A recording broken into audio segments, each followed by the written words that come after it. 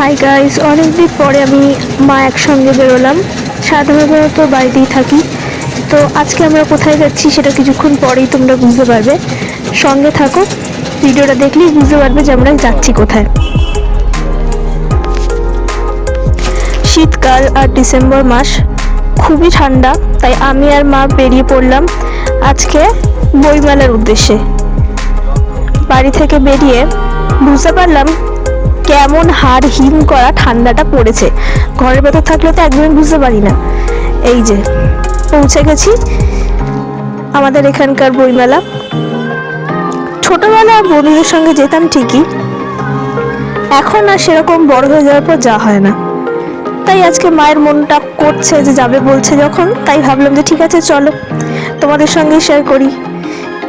গিয়ে দেখি এই যে বিশাল লাইন, মানে এই লাইনটার শেষে পৌঁছাতে পৌঁছাতে মনে হচ্ছিল যেন বাড়ি পৌঁছে যাব। লাইন আর শেষ হয় না। দেখো কিরম ভিড়। আজকে যেহেতু লাস্ট দিন ছিল বইমেলার, তাই জন্য ভিড়টাও প্রচন্ড ছিল। লাইন দিয়ে টিকিট কেটে তারপর ঢুকতে পারছি 8টার সময়। যাই হোক, তাও ফাইনালি টিকিট কেটে ঢুকলাম।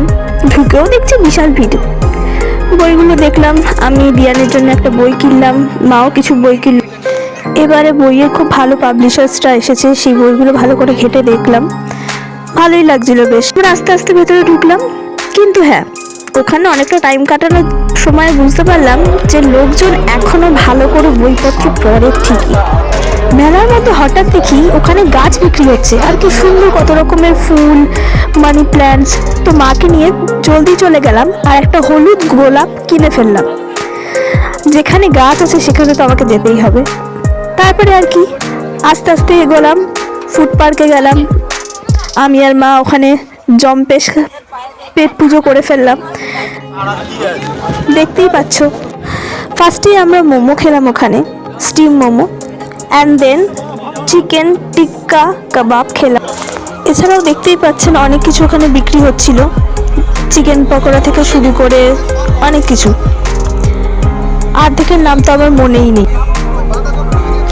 মা সাধারণত বাড়ির বাইরে একদমই বেরোয় না, তাই জন্য মাকে নিয়ে বেরোলেই সবসময় চেষ্টা করি মায়ের যাতে টাইমটা ভালোভাবে স্পেন্ড করাতে পারি। আর আমারও ভালো লাগে, ভালো মতো খেয়ে দে কতগুলো ছবি তুলে ব্যাস বাড়ি চলে আসতে পারবো। যাই হোক, খাবারগুলো দেখতে যেমন ভালো লাগছে, খেতেও তেমনই ভালো ছিল। তারপরে এই যে হস্তশিল্প মেলা, ওই জায়গাটা আমরা ঘুরে দেখলাম যে কে কি হাতের বানিয়েছে। শালগুলো বেশ সুন্দরই ছিল, মা দেখছিল। এই যে গাছ কিনে ফেলেছি। বাবা একা বাড়িতে ছিল, তাই ভাবলাম বাবার জন্য কিছু জিলিপি আর বাদাম নিয়ে নিই, বাবা খেতে ভালোবাসে। মেলা আর নাগরদোলা থাকবে না সেটা কি হতে পারে। আর বিভিন্ন রকমের রাইডসও ছিল সেখানে। বেশ ভালোই কাটালাম আমি আর মা গিয়ে, ভালোই করেছি সানডের ইভিনিংটা বাইরে বেরিয়ে। আর কি বইমেলাতে যাবো আর কিছু ছবি তুলবো না সেটা কি হতে পারে। তাই সেখানে গিয়ে কয়েকটা ছবিও তুলে নিয়েছি, সেটা তোমাদের সঙ্গে শেয়ার করে নিচ্ছি। পারলে তোমরা অবশ্যই সোনারপুর বইমেলাটা কিন্তু ঘুরে এসো। শেষে ফেরার সময় ভাবলাম মাকে একটু চা খাইয়ে দিই, চাটা কিন্তু খুবই ভালো ছিল। বইমেলাটা কিন্তু অনেক কিছুই ছিল, তোমাদের সঙ্গে শেয়ার করি। ফান পার্ক, ফুড পার্ক, বিজ্ঞান পার্ক, হস্তশিল্প মেলা, এছাড়াও সাংস্কৃতিক মঞ্চও ছিল। ভিডিওটা কেমন লাগলো অবশ্যই জানিও, আর লাইক, শেয়ার, সাবস্ক্রাইব করতে একদম ভুলো না। Thank you.